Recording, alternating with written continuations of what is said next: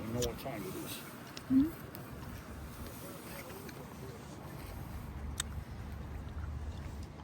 So finally we are going to Puffin Island.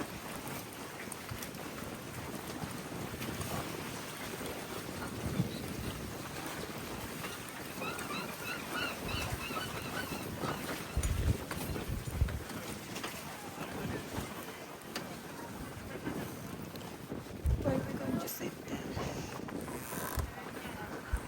We can sit anywhere.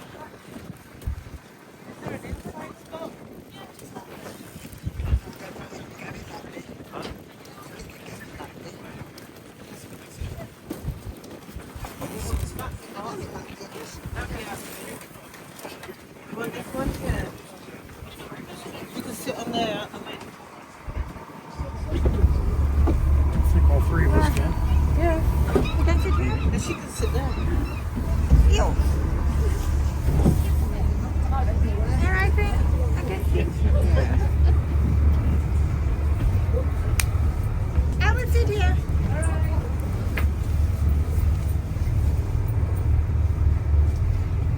No, I think this way.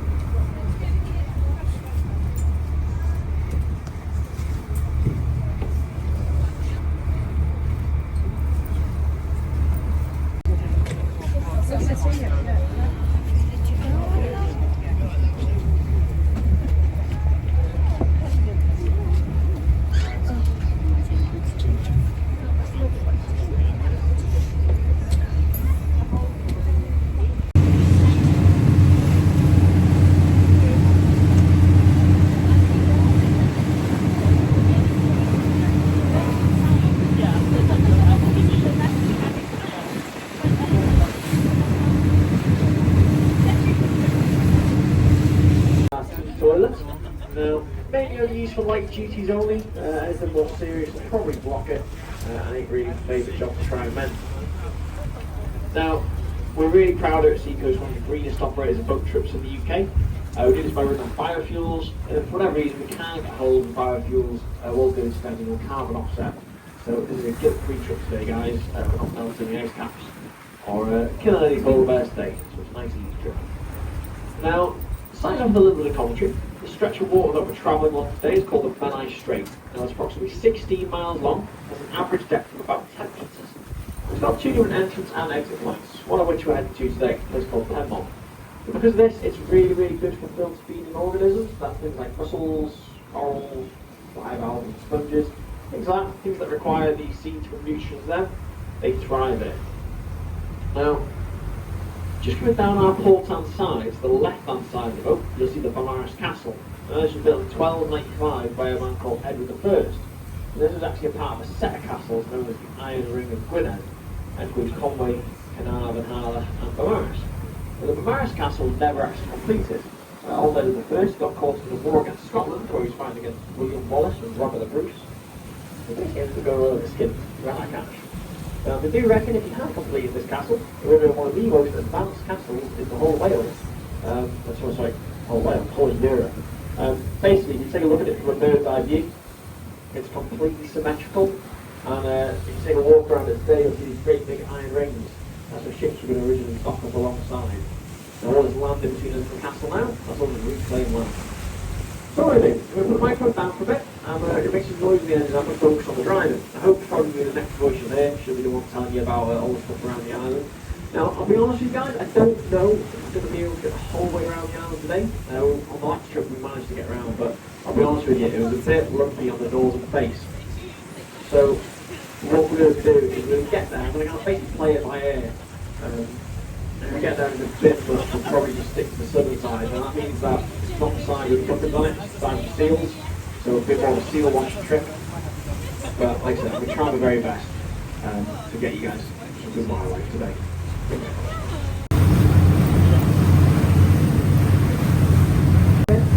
It's actually called an essay reel. It was named after the patron saint of Anglesey, scenic view, and that's where we set up the monastery. Cool place to go visit, you can actually go and park there, you can walk around the monastery itself. There's a round the top building, that's nice cotton as well, that's another cool thing to go look at. And then a bit further along we've got the old quarry, Penmon Quarry or the Flagstaff Quarry, and that was the quarry that mined limestone to help build both bridges, the Tiny Bridge and the Central Bridge coming onto the coast of Wales. It's privately owned, so it's owned by the Sir Richard William Buckley family, and it's all part of the Bowen Hill estate. Now they've given it back to nature, and because of that, it's a really important island for our wildlife. It's actually got 2 conservation designations. So we've got a triple SI, which is a special site of scientific interest, and an SPA, which is a special protection area. Now one of the main reasons for this is if you look on the top of the island, you'll see these big large blackbirds with a prominent white patch on their side. These are our cormorants. Now we're lucky here at Puffin Island because we hold 40% of Wales's breeding population of cormorants, which is why it's a really important island for them. Now the white patch on their thigh is part of their breeding plumage. They only have that this time of year, and that's because they do a courtship behaviour called wing waving.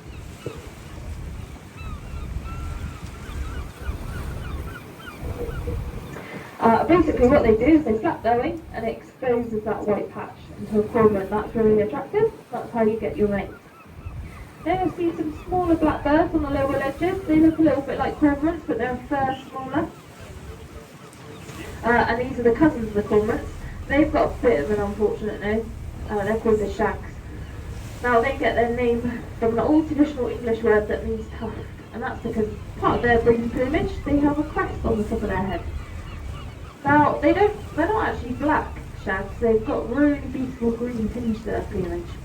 So if you look at them very carefully you might be able to see that as well. Now shags and cormorants are what we call foot-propelled pursuit divers, so they feed on organisms that live on the bottom of the seabed. They've got really large web feet, but also they don't have the oil in their feathers that make them waterproof. So unlike the other birds that you're looking at, they've got an oil in their feathers that make them waterproof, which keeps them nice and warm if they get wet. Shags and cormorants don't have that, but they use that to their advantage. So what they'll do is they'll sit on the surface of the water, they'll use their wings to beat the water over themselves, and their feathers absorb the water, making them really nice and heavy. So it's a bit like the diver's equivalent of a weight belt, helps them get underneath the water and stay underneath. It's really a lot more energy efficient basically. But the downside of this though is after every foraging trip they have to come up to land to dry themselves off. Because if they didn't do that they'd get hypothermia. So as we go sort of up the island you might see some of our shags and cormorants with their wings out. That's them drying themselves off. Now we've got a few gull species on this side of the island as well. We've got a hen gull, lesser blackback gulls and greater blackback gulls. We've just passed the lesser blackback gull on the port side of the boat. So the hen gull's probably the one that you're most all familiar with. That's the one that will have been chipped through ice cream at the beach. Now, even though it seems like they've got large numbers in places like Penmon, in the last 50 years we've actually lost 50% of our herring gull species. And one of the main reasons for this is loss of natural habitat like here at the islands, but also overexploitation of their prey.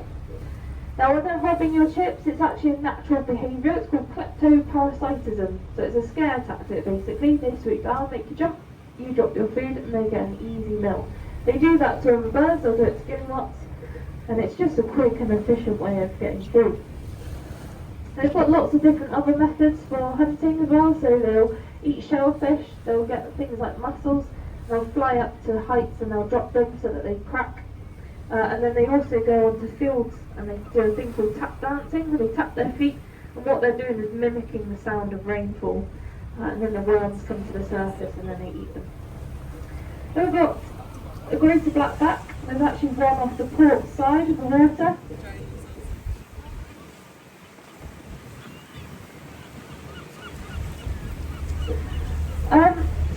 Well, we've got puffin on this side of the island. So this is the only puffin you're going to see, so keep your eyes peeled. So there's a group of birds, and in that group of birds there's a puffin. So you've got 2 groups of guillemots, and razorbills, and then in the middle of that you've got one little puffin who is swimming toward the rocks a little bit. It's on the sort of right hand side of those groups of birds. That's the puffin. We're going to spin the boat round so that you guys on the starboard side can have a look as well.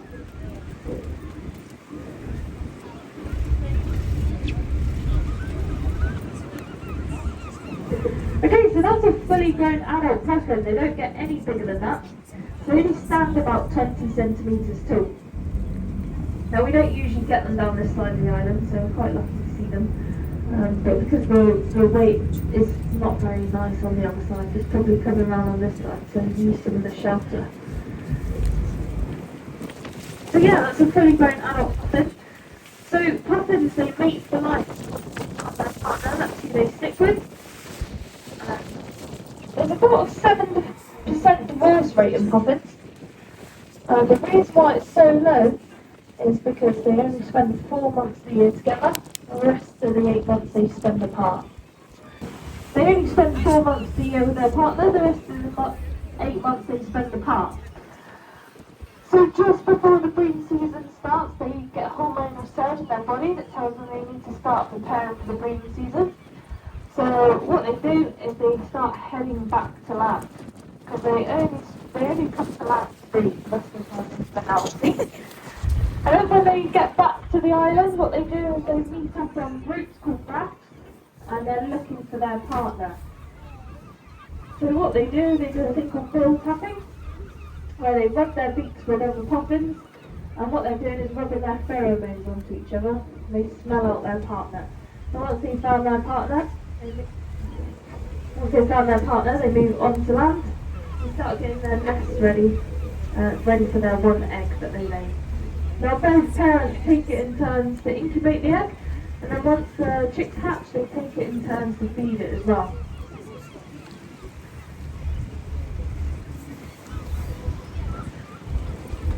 Right, so we'll head over towards the end of the island, see if we can see some of our Atlantic grey seals.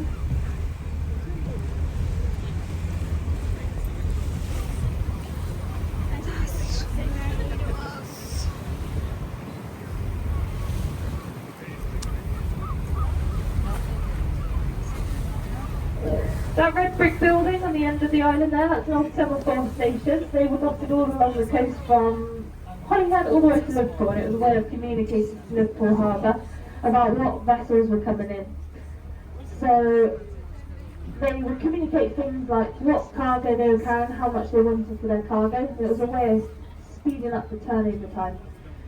So they relied on direct line of sight because they used flags to communicate. So on today, daylight do feel right, well the foggy day is pretty rubbish.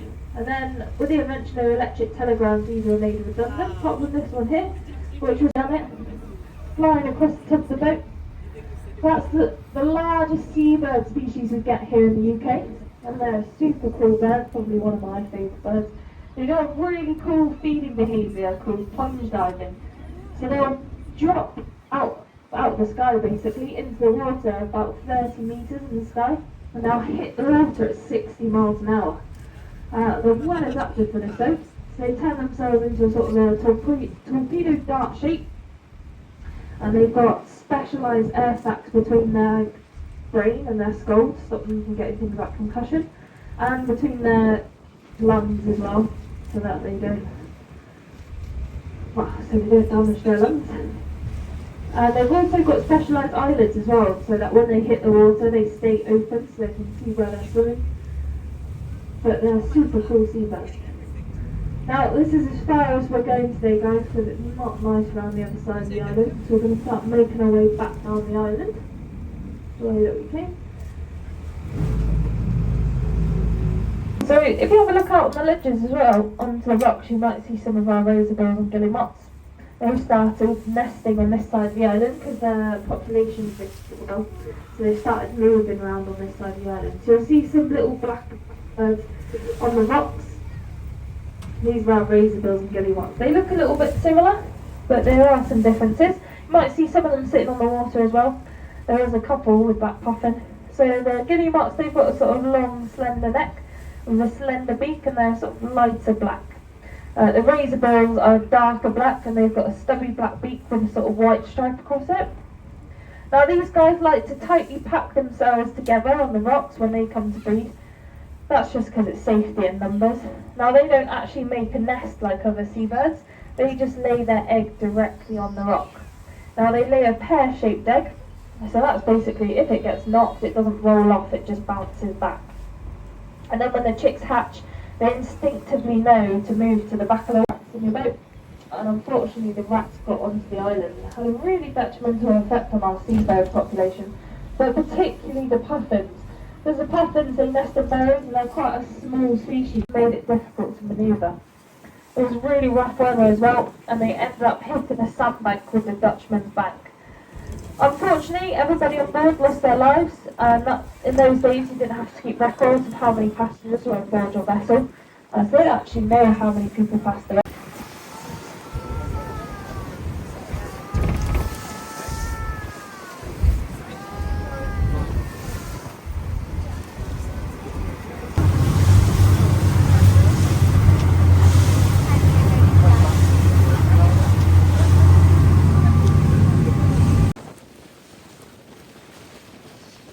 Oh, going back.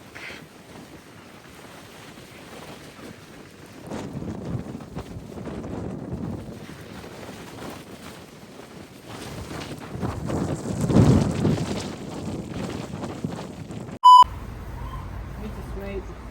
Are they Nice. open? Huh? Open or not? Yeah, we've got to wait for it to be seated. It says wait to be seated. You guys have been Shall we get the already stroganoff or not? Yeah, why not? here? You guys have already been here before? No. Then how you know that this is good? Because everybody's waiting for it. Okay. People, if it's lunchtime and you go to a place and there's all these empty tables and nobody's going in, don't eat there. Because it can't be that good. Oh, I was looking at the parking lot when we go by a place. If there's nobody parked there, we keep driving. Yeah. It means that place is not good, isn't it?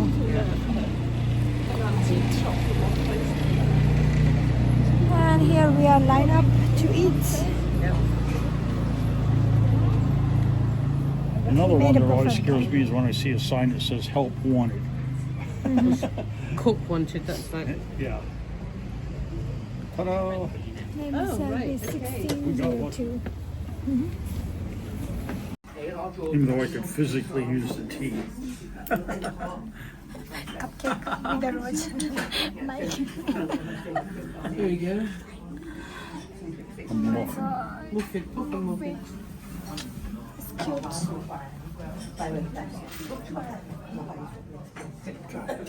That just killed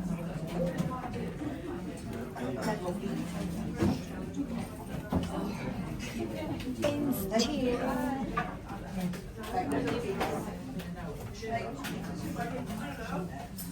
Everyone back. Expecting, but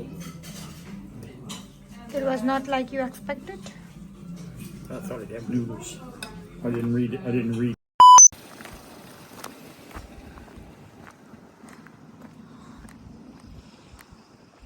That's the Puffin Island, which I have already been before. And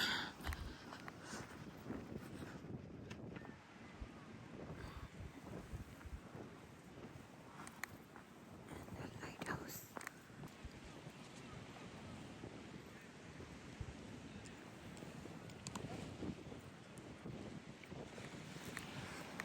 What is there, Mike? What's there? Susan is not coming? Oh my god, what's there? What's there? Official stone. Oh, you just picked it?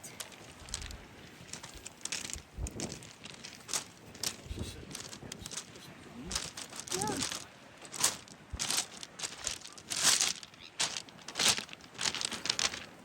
Go.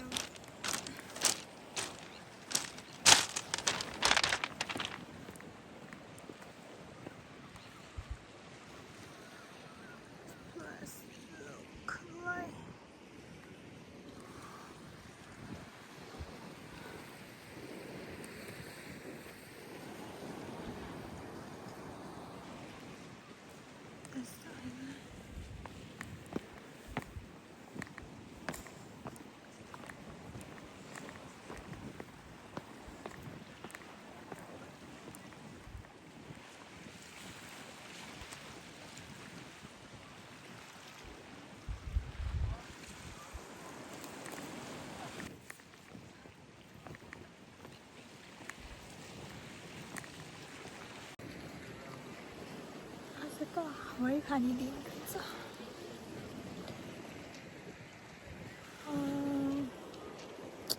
There is the lighthouse. There's the Puffin Island, which I have already been there.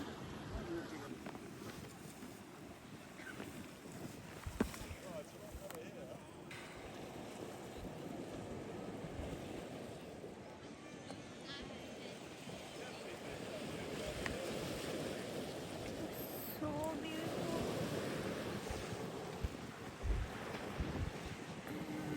There's the lighthouse and the Puffin Island. Cool.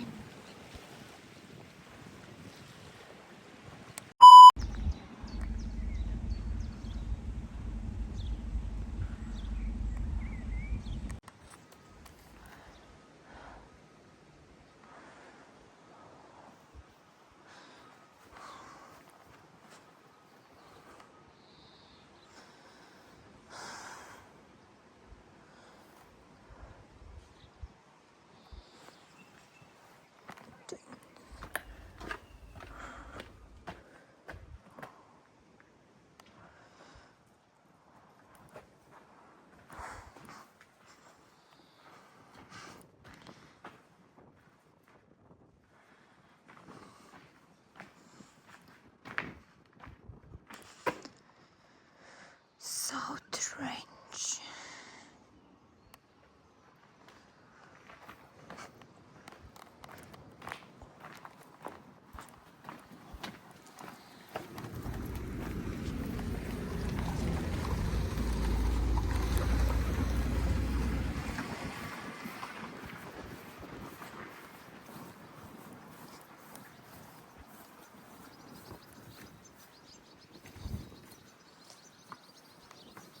Thank you.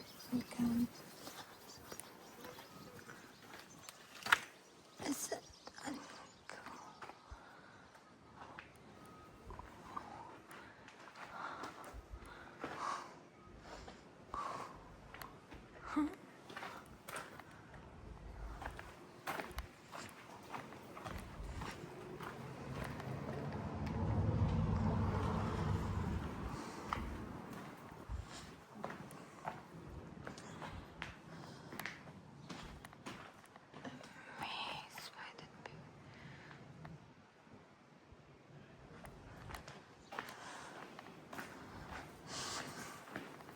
getting out of this?